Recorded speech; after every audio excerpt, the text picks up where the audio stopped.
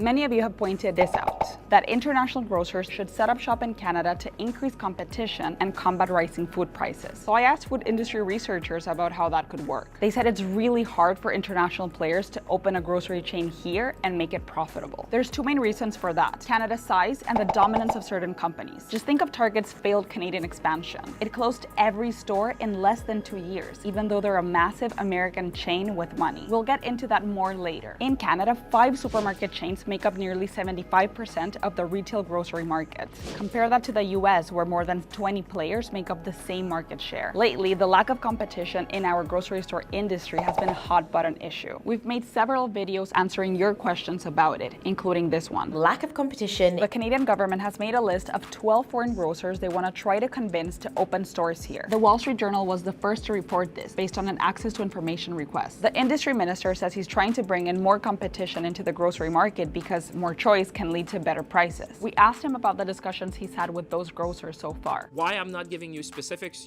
I tend to do the work before I do the announcements. Am I going to succeed? I don't know, but it's worth trying. But these food industry researchers remain skeptical. They said the government just wants to be seen doing something to make food more affordable. What we're seeing here is lip service. To try to attract international players, the first thing they're going to ask is, what's the return on investment? And it's a bit of a challenge. It's a bit of a tough sell. It would require a massive dollar investment into this market, and for what return? They both point to some of the issues we touched on earlier as to why Canada's a tough sell for international grocers. First, Canada's really big. To set up your distribution, your supply chain, that would be very, very costly. And here's the thing, Canada's population is also much smaller than the US, with 80% of people living in big cities that are super spread out. So it means more work to supply your stores, more work to reach customers. At the end of the day, they're gonna make less money because there are fewer shoppers. The other issue, Canada already has big players who dominate the market and make it very difficult for international grocers to survive. And yes, Costco and Walmart are international players who were able to break into the market and make a profit because of their business models. They revolutionized large-scale distribution logistics and were able to use that blueprint to succeed in Canada, according to the experts I talked to.